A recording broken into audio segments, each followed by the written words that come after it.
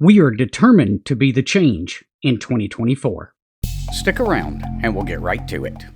So if you follow my newsletter, you will already know that it was several weeks back, maybe a month back now, that I was sitting in the shack one night and kind of working on something else on my computer when I started hearing digital traffic come across one of the repeaters.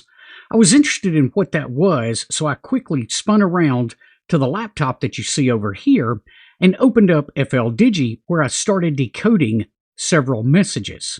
Come to find out, a couple of operators in our local club had started getting together on Wednesday evenings for a digital meetup, a digital net, if you will. And as soon as I found out about this, I was definitely in.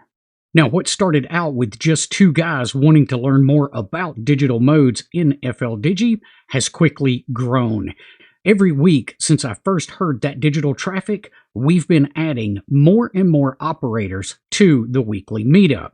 And we've also expanded the scope of the original meetup into what we're calling the persistent net. Now, I use net loosely. It's basically everybody is staying online with their systems on a 24/7 basis. And this serves as basically a chat server for us that's decentralized. It also serves as a great way to get our younger operators in the club more interested in digital modes and radio.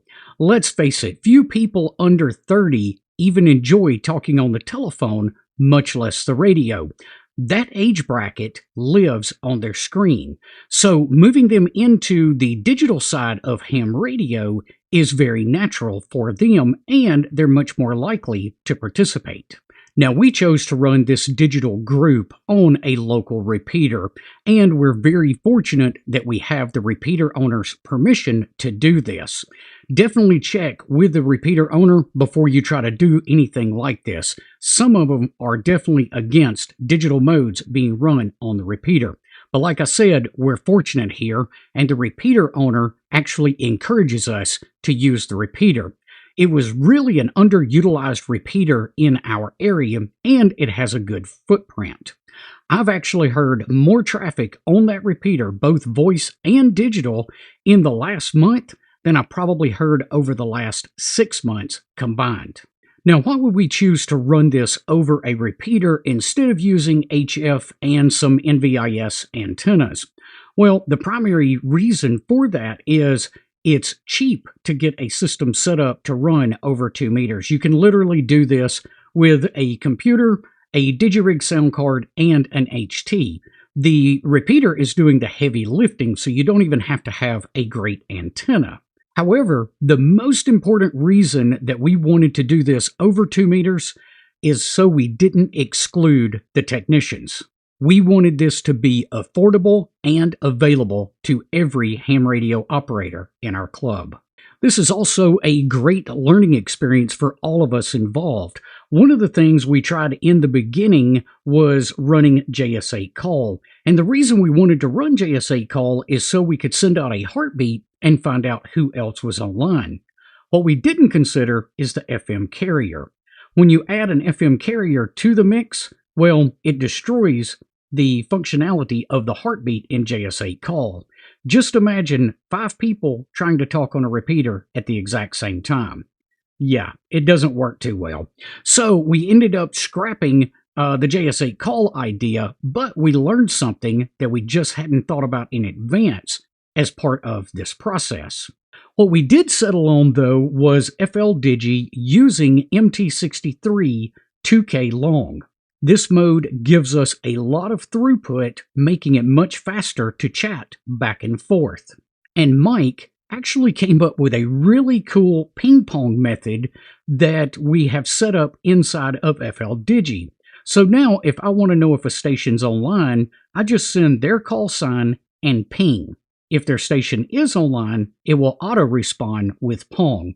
I'm actually going to cover the setup of that in a video. It's a little complicated to try to just talk through. So I actually want to do a video on that ping pong method so you guys can see it if that's something you're interested in. Now, I encourage you to try this in your area, preferably over a repeater, but if you can't get the permission of the repeater owner, then start working it over simplex.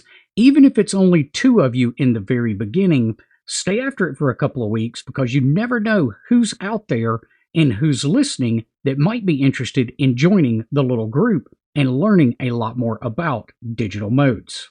And if you decide to do like we're doing, where we're basically keeping systems online all the time, make sure you keep it active with some chat or some kind of traffic, a reminder, something going out over the air at least a few times a day. What I have found here locally is we've actually, the guys that are on this persistent net are actually now utilizing it instead of text messaging to communicate. And that's really cool. So what all are we doing with this digital communication?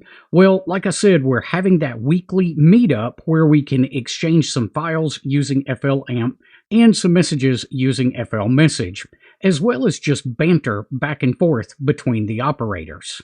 On a day-to-day basis, you'll just find people having conversations digitally through the repeater.